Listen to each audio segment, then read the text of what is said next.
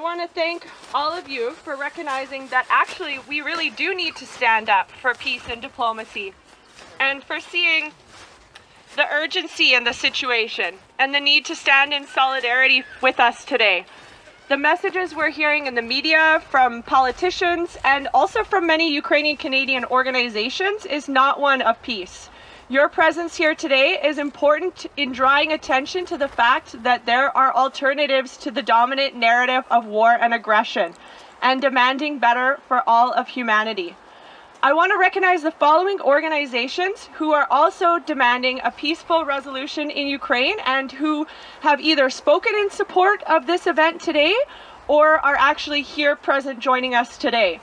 And these organizations are the United Jewish People's Order, Winnipeg, Islamic Social Services Association, Manitoba Peace Council, Venezuela Peace Committee of Winnipeg, Immigration Matters in Canada Coalition, Manitoba-Cuba Solidarity Committee, African Communities of Manitoba, and the Communist Party of Manitoba Committee. War brings out the worst in people, and it also, I think, shows the true nature of people. As Ukrainians have fled the country in recent days, as if the war wasn't enough, horrible enough, we have also seen how the color of your skin and your immigration status have elicited discriminatory treatment by both Ukrainian officials and members of the public. So I also want to speak in solidarity with those groups in Manitoba who have been drawing attention to those issues, and also call out those practices for what they are, which is racist. We want to reaffirm our message of peace, diplomacy, and respect for human life, and encourage all people in Winnipeg, in Canada, and around the world to join us. Ceasefire now! Ceasefire now! I'm not very good at those calls. Negotiate peace! Negotiate peace! Stop the war in Ukraine! Stop the war in Ukraine! Russian troops out! Hello. I'm going to just say a couple words on behalf of UJPO. I'm not sure where to start because I lived through an era of virtually perpetual war. It was one war after another. My parents are Holocaust survivors, and although they didn't talk much about the Holocaust, one of the stories my mother told me was a couple years before the outbreak of the Second World War in 1939. One of the things that was prevalent in Polish society, at least where she grew up, was she grew up around the region around Lviv, or Lvov, however. She actually called it Lemberg, because when she was born, that part of Europe was actually part of the Austro-Hungarian Empire. And of course, there was war, that changed, and war again 20 years later, that changed again. But one of the things she said was that a year or two before the war, what was getting very ugly was the racism and hatred that was prevalent in the society that she was living at the time. It would have been 1937, 38. And I think Canada just went through an event like that. And instead of learning from it, I think the politicians in our country have helped to divide, to spread hatreds, and I would even argue they have been instrumental in spreading a kind of racism that would be very damaging to our society, and is damaging, I would say. There is no understanding to try to have conversations, to listen to people, and I think that's very dangerous, and we should oppose that. And I just wanted to share that with you, because really what we all want, what we all need for everyone's well-being is a more peaceful world. Thank you.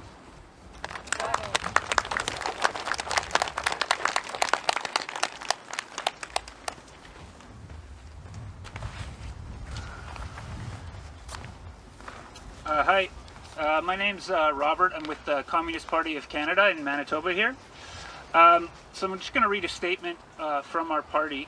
The Communist Party of Canada condemns the Canadian government's role in stoking tensions, leading to the outbreak of war in Europe, sending troops, arms, and funds to Ukraine while insisting the war between Russia and Ukraine was inevitable. Instead of working to find a peaceful, negotiated political solution, Canada's government has once again taken the lead from US and NATO, provoking the Russian Federation and ignoring Russia's legitimate security concerns arising from NATO's relentless European expansion. The drive to war includes transmitting war propaganda as factual information on publicly owned media like CBC, and the 2014 Maidan coup d'etat installed a far-right nationalist government with open participation of fascist and Nazi elements in Ukraine.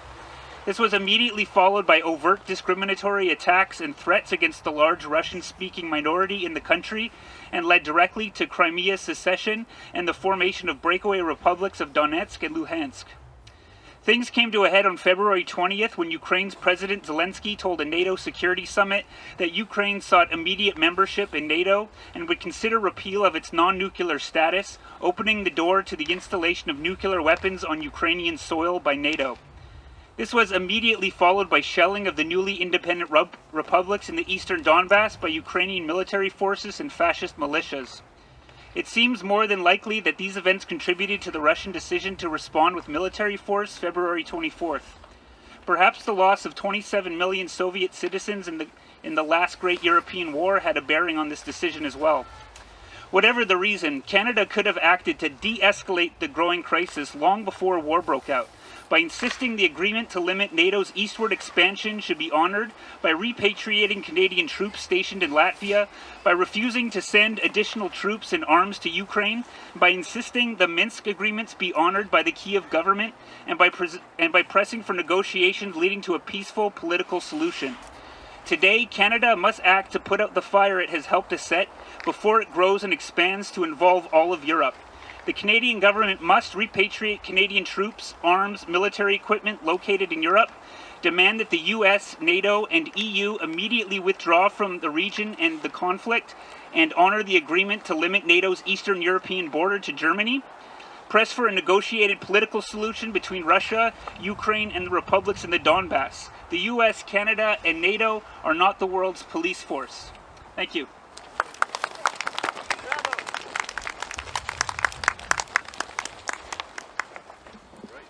I'm Diane. I'll speak a few moments on behalf of Manitoba-Cuba Solidarity Committee, which is very happy to support this rally today for ceasefire and peaceful negotiations in Ukraine, between Ukraine and Russia.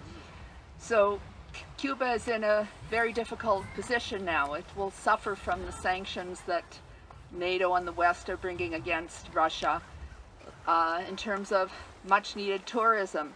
However, Cuba has taken a very principled stand in calling for ceasefire and for peaceful solution to this crisis, and has always supported the rights of nations to security and to self-determination. So in that light, it has taken this stand. At the United Nations, it was one of the 35 countries that abstained from the vote. And it is in, you can say, in quite a tricky position in some ways. However, is very strongly supporting de-escalation and negotiation as the only way forward to avoid war.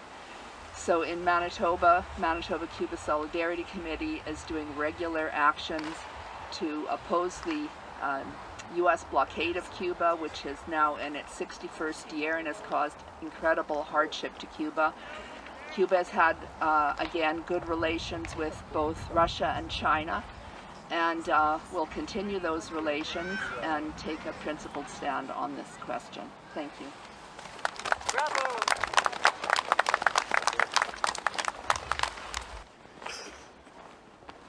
Hi, Daryl Rankin for the Manitoba Peace Council.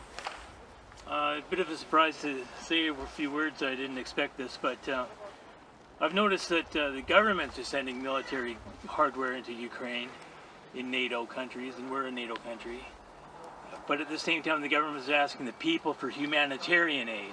I think that's something of a contradiction. We have to ask what the real motivation of NATO is in sending all these weapons into Ukraine. Do they really want peace? Will weapons bring peace?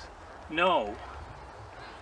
It means that they really do want to weaken Russia in a fundamental way to make it easier to have NATO's way over Russia as well as Ukraine.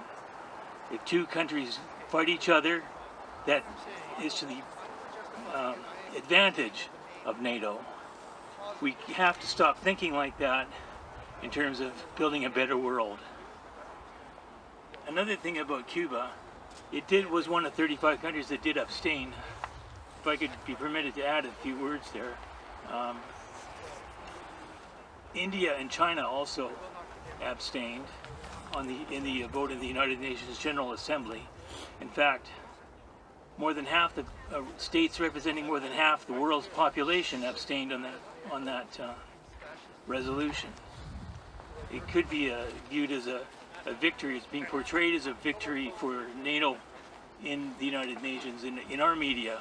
But if you look at underneath more carefully, the rest of the world does not want to get tied up, sucked in, drawn into a conflict really between NATO and Russia. And we ourselves need to look very carefully at the continuity of foreign policy in peaceful times to what is happening right now, because war is simply a continuation of of foreign policy by violent means.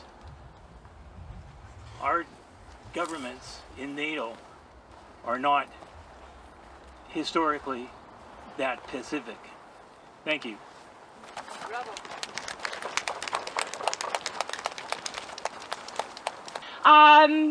So I'm just going to call on Glenn Michalchuk, who is also involved with the AUC with me as the president of the Winnipeg branch and vice president of our organization nationally.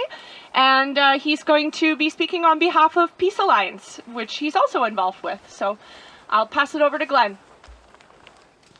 Okay. Thank you, everybody.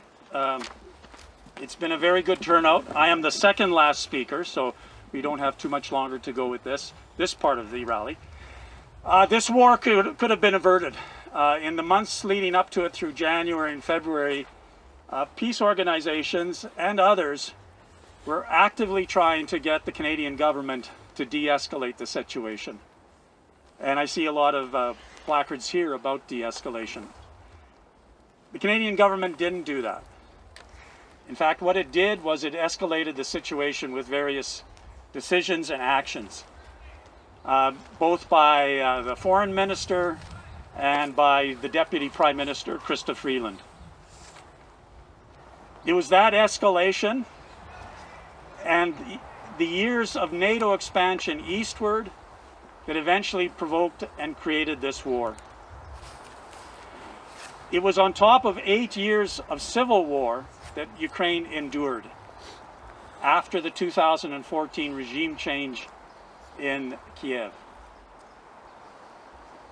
So our task here in Canada, and I'm very happy to say that this action in Winnipeg is matched by 13 other cities across the country and 14 events taking place today as part of International Day of Action to build the movement against the war in Ukraine, to bring about a negotiated solution and for peace for that area of the world.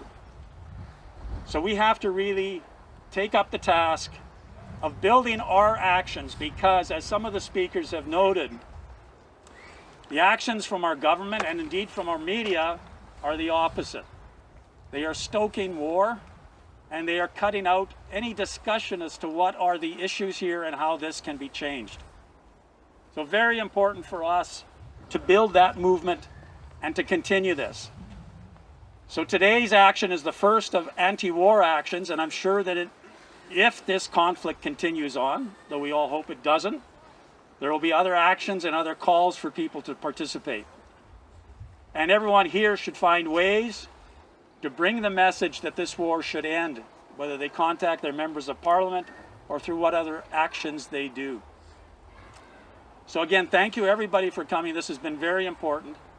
And now I'd like to ask Radhika Desai from the Geopolitical Economy Research Group and a professor of political studies at the University of Manitoba to come and just give some remarks as to the roots of this conflict and what we have to do. Thank you. Radhika.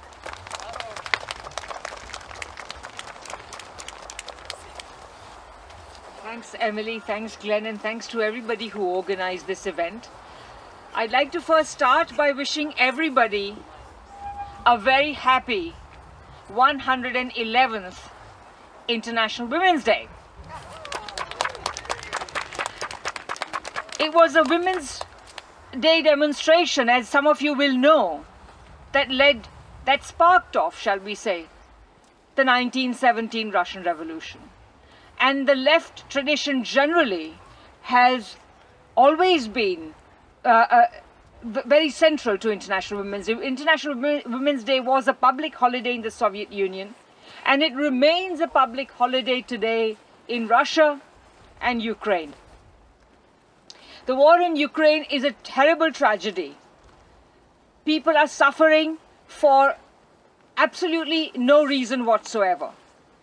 But we really need to understand what the war really entails. And this is very difficult. It's made more difficult every day by the wall-to-wall propaganda that counts for coverage of the conflict in Ukraine.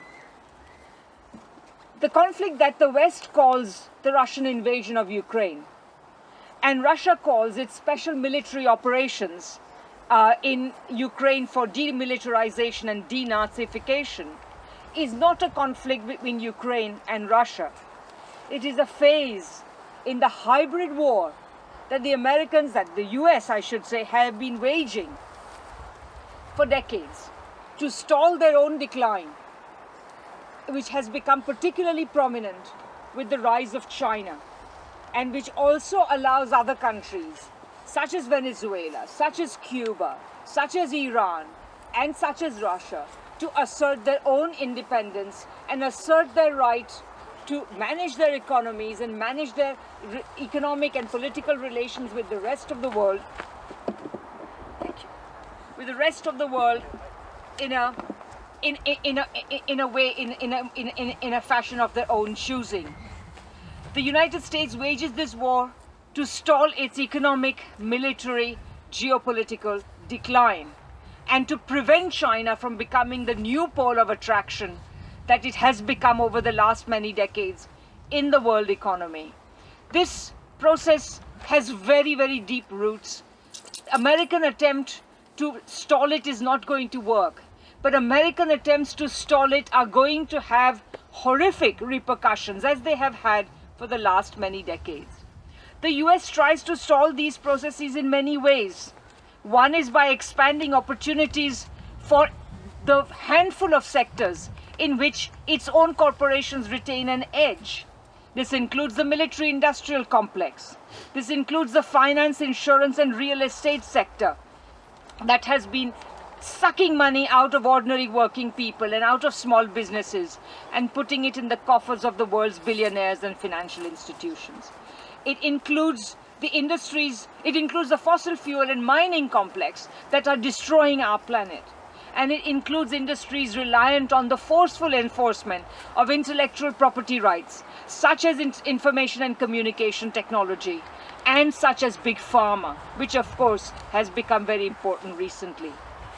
The US also aims to try and stall the rise of China and to prevent countries like Russia from asserting their own right to their own foreign policies and economic policies. And finally, the United States tries to stall its decline by bringing back to heel the allies that are increasingly straying away from it. Before the present conflict in Ukraine, the Europeans were increasingly cooperating closely with China and with Russia on a multitude of different things. They are the parts of the world economy that they are most reliant on, that they are increasingly trading with. This is also a process the Americans wish to stall. So, yes, in recent years, the focus of the American efforts to stall its decline has been on China, but Russia has never been far from the scene. Some of you will remember that the first new Cold War of the post-Cold War era was actually waged against Russia. It began in 2014 when the Americans orchestrated a coup against the legitimately elected government of Ukraine. And in a so-called Maidan revolution, which was instigated by the Americans, by Victoria Nuland, handing out, sweets in Maidan Square, and by the American National Endowment for Democracy and other CIA front organizations. We know that. And the government since then in Ukraine have also become quite reliant on neo-Nazi formations precisely because the government in Ukraine does not have broad legitimacy. Some of my Russian leftist friends like to joke that, of course, they are critics of President Putin for their own reasons. President Putin has, particularly over the last 5-7 years, been pursuing neoliberal economic policies that have been that are not good for ordinary Russian people, and they rightly oppose that. So they joke that if Putin had not initiated this military operation, by initiating this military operation, Putin has united Ukrainians behind their government. I'm not so sure, however, that after the dust of war settles that we will see that that is in fact so, because what the government is doing in this is also deeply problematic, particularly by arming civilians, which includes arming all sorts of extreme right elements. So in this hybrid war that the US is pursuing, for the United States, Ukraine is a pawn, and it has been right from the get-go. You can say that this particular war, you can say this particular war began on the 24th of February.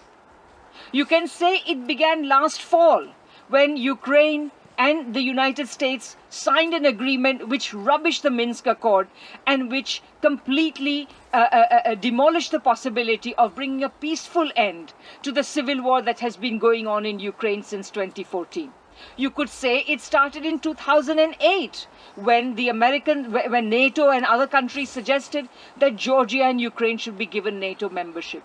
You could say it started in 2004 or 1919 when NATO began expanding eastward against explicit promises which are now documented that Western countries had given President Gorbachev upon the unification of Germany, that NATO would not expand a single inch eastward. Today, NATO has swallowed up practically all the Eastern European countries that had been part of the Warsaw Pact, excepting, of course, Russia. So, in this context, not only is Ukraine a pawn, but I think what Ukraine can expect, at the moment, the West is extremely duplicitous. On the one hand, it hangs the carrot of NATO membership in front of Ukraine. But the fact of the matter is that it is practically impossible for Ukraine to become a member. There are too many differences within NATO about this. So on the one hand, they hang this. They say NATO has the right to choose, what alliance it wants to be part of. But the fact, and that this is a sovereign right of Ukraine. The fact of the matter is, if we have the United Nations, why does NATO even need to exist? Who is it defending its members against? The fact of the matter was that while the Cold War lasted, and the Cold War was the rationale for creating NATO, while the Cold War lasted, how many operations did NATO conduct? Exactly 0. And since then, it has been in one form or another involved to the gills in conflicts continuously for the last 30 years of the Cold War period. And in this, why do I say that Ukrainians are a pawn? The fact is, President Putin may not get a lot of things right, but he got some things right. He gets quite a few things right. And one of them is that Russians and Ukrainians have a very deep civilizational bond. Personally, I don't think I can count a single Russian person I know who does not have close personal, including kinship ties with Ukraine. I do not know a single Ukrainian person who does not have close personal and kinship ties with Russia.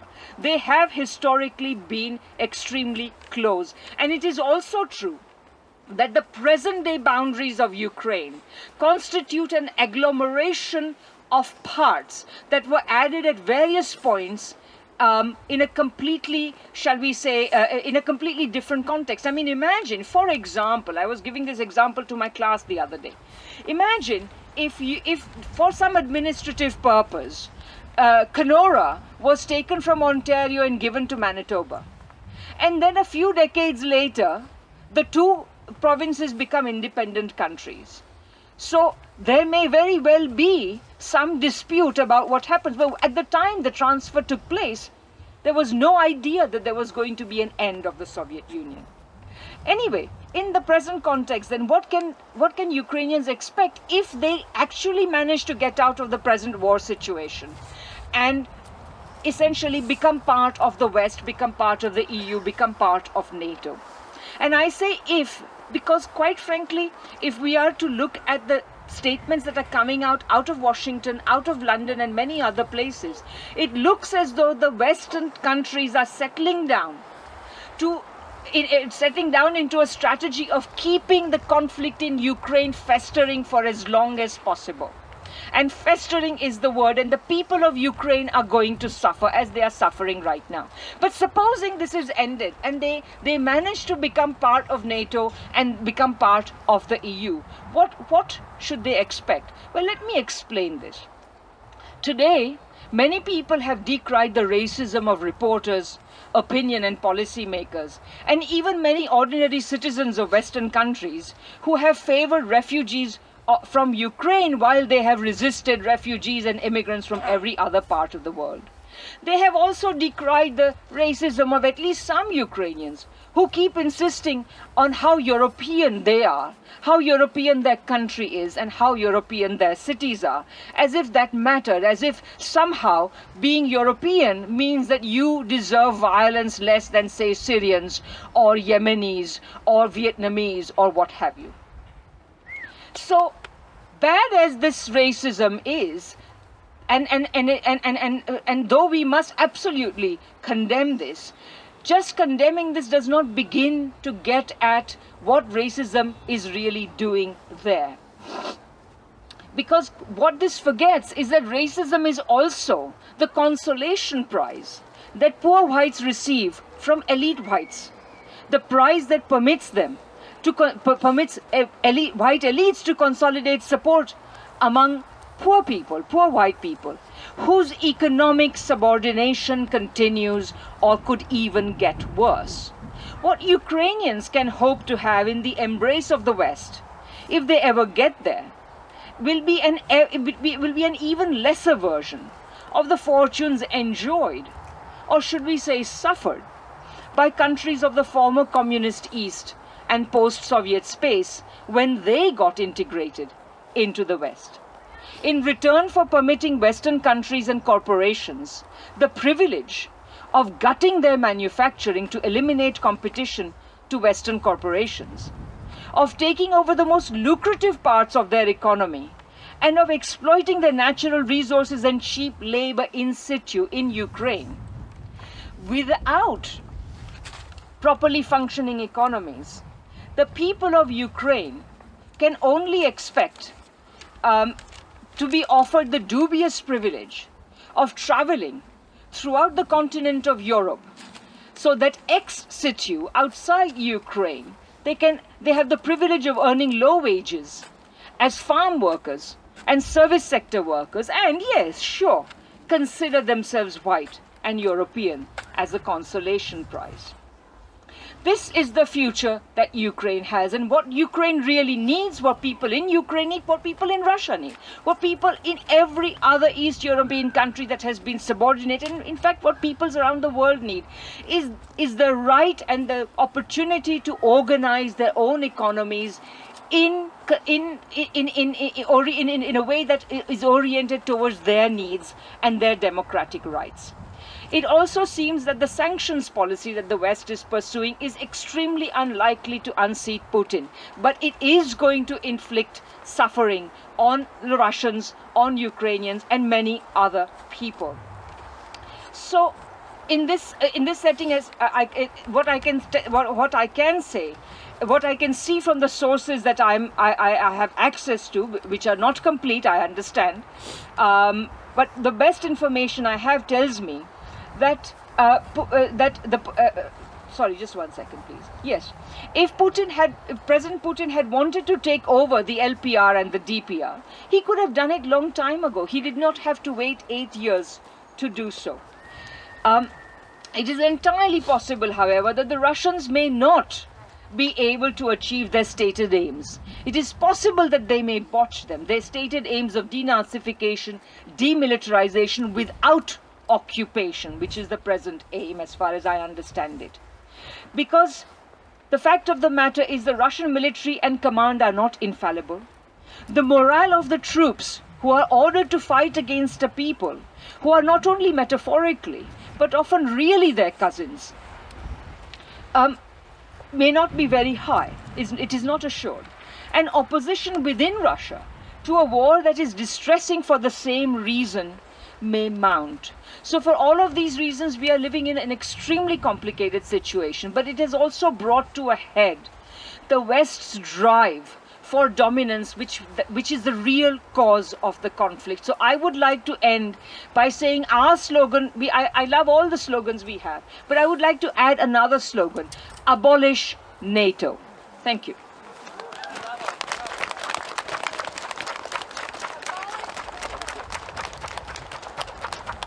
Thank you, Radhika. And thank you again for everybody who's come out today. Thank you for making this peace rally a success.